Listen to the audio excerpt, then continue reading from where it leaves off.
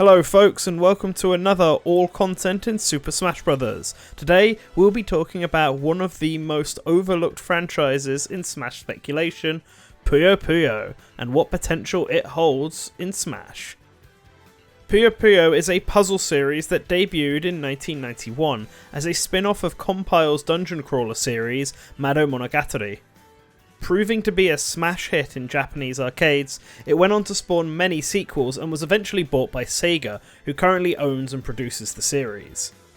The franchise was mostly Japan exclusive for years, with the original game famously being retooled into Dr. Robotnik's Mean Bean Machine and Kirby's Avalanche for Western territories. However, it has recently seen a resurgence after the localization and success of Puyo Puyo Tetris on the Switch, leading to localizations of both old and new titles in the series, such as Puyo Puyo 2 and Puyo Puyo Champions. With a sequel to Puyo Puyo Tetris on the way, Puyo Puyo is now in the perfect position to utilise Smash's popularity boost to finally replicate its Japanese success in the West, just like Dragon Quest previously. But how exactly would this puzzle series work in Smash? Well, that's what we're here for.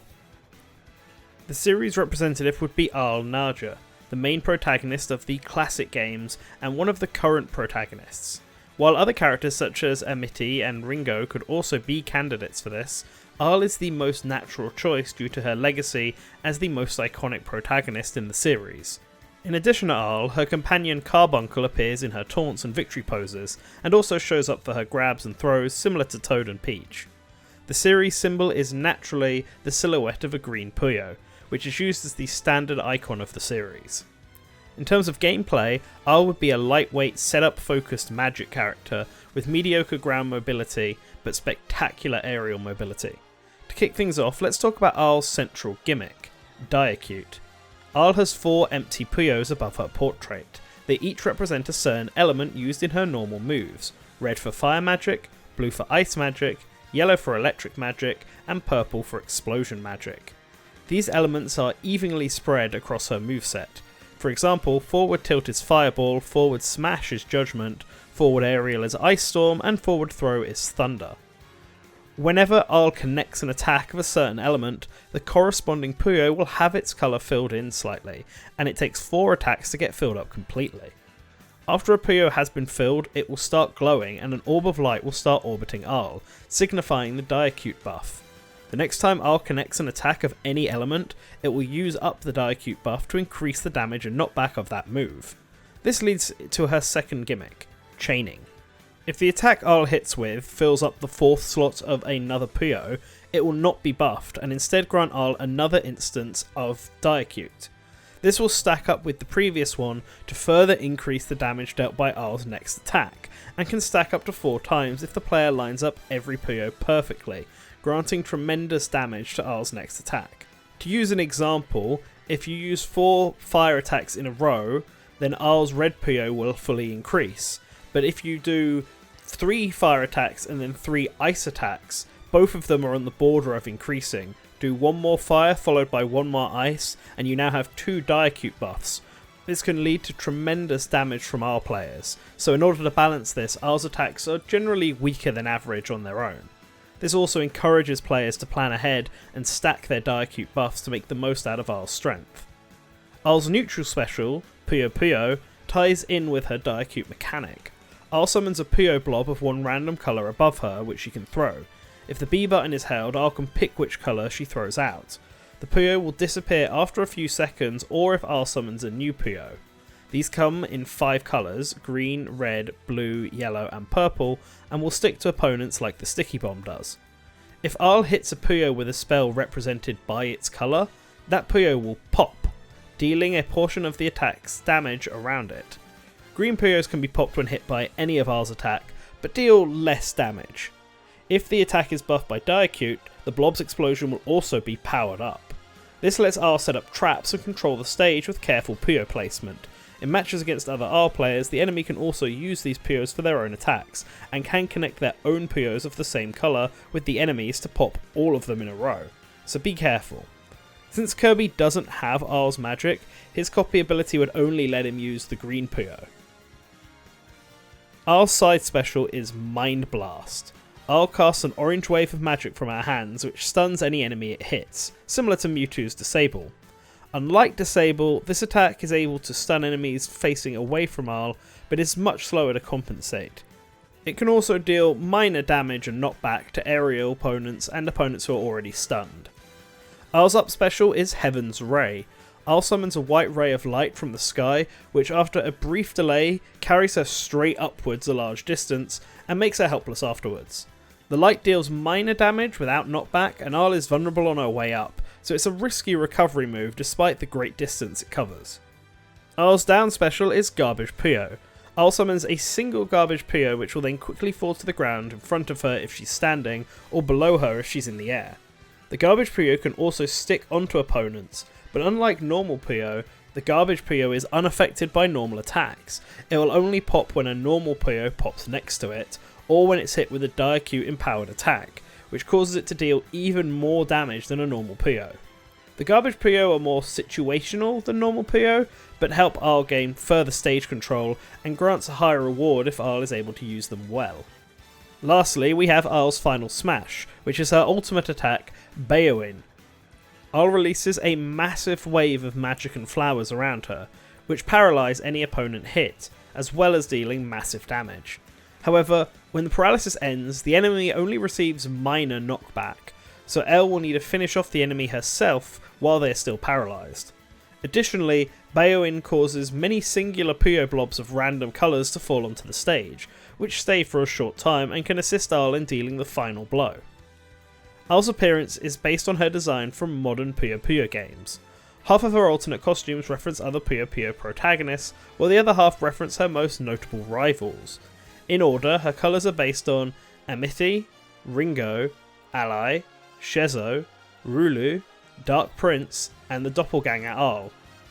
Before we leave the section for playable characters, let's cover the Mii costumes. Like with Persona, we'll go with 2 full costumes and 2 standalone hats. Shezo as a Mii sword fighter costume, and Rulu as a Mii brawler costume, alongside a hat of Carbuncle and Amity's hat based on its design in Puyo Puyo Fever.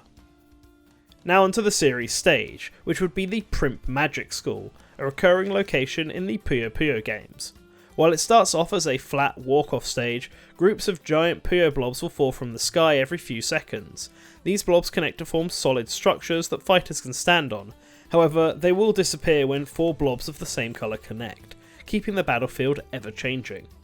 These Puyo blocks are bigger than the ones Arl can throw, which means that they shouldn't confuse players.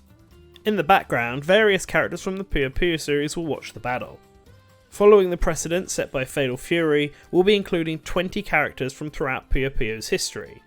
These characters are Shezo Wige, Rulu, Dark Prince, Draco Centaurus, Witch, Tsukito Dara, Amity, Rafina, Sig, Liddell, Klug, Vele, Lemres, Ringo Ando, Maguru Sasaki, Risokuma, Ekolo, T, S, and Ally. Of course, no stage is complete without music. Following previous examples, we picked 11 tracks from various games throughout the series that fit the mood of a fighting game. Let's have a listen.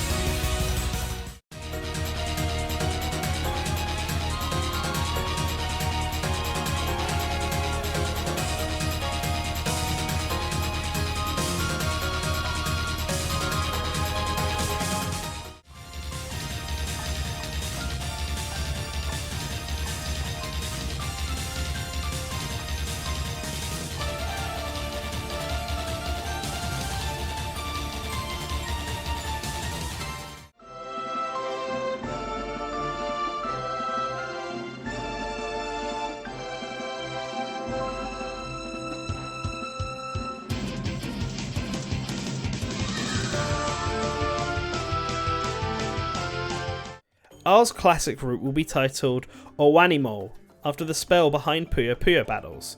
It is a recreation of Puyo Puyo's original single player mode. Each round is fought on an Omega stage in a battle against 2 or 3 opponents in a row, one after another.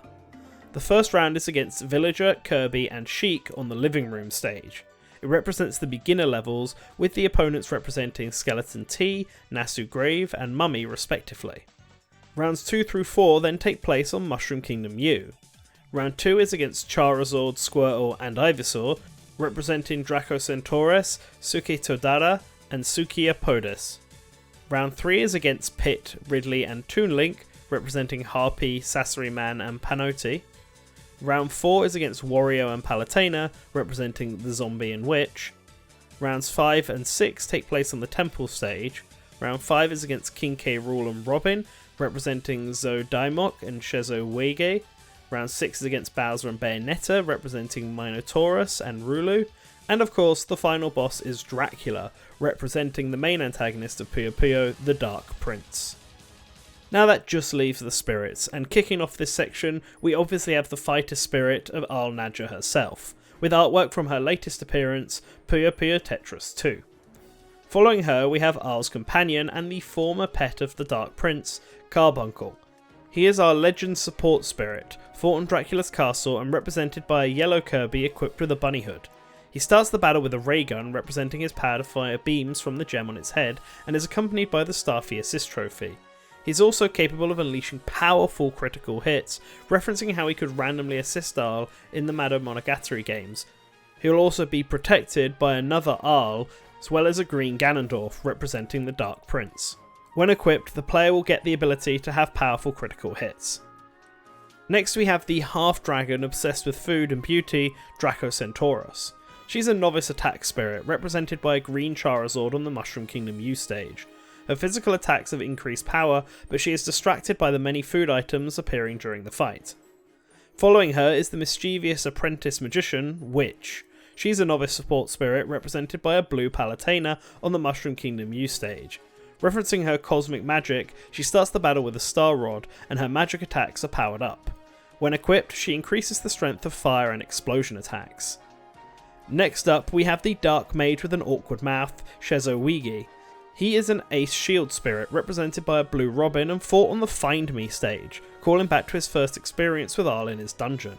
He has fought in a stamina battle where he favours using Nosferatu and becomes temporarily invincible when badly damaged, referencing how he could keep going after being finished off in Mana Monogatari 2.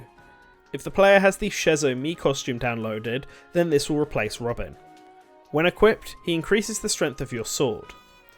Following him is the Fighting Queen obsessed with the Dark Prince, Rulu. She's an ace attack spirit, represented by a blue Bayonetta, or her Mii costume if that's downloaded. She's fought on the Distant Planet stage alongside a brown Bowser, representing her service Minotaurus. They both have increased physical attack power and take less damage from magic attacks, referencing Arl's condition during her initial encounter with them.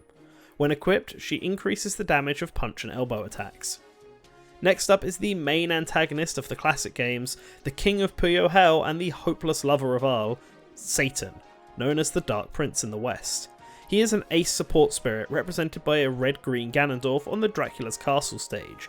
His specials are powered up to match the prince's demonic magic, and his speed is heavily increased to represent his speed in Puyo Puyo battles.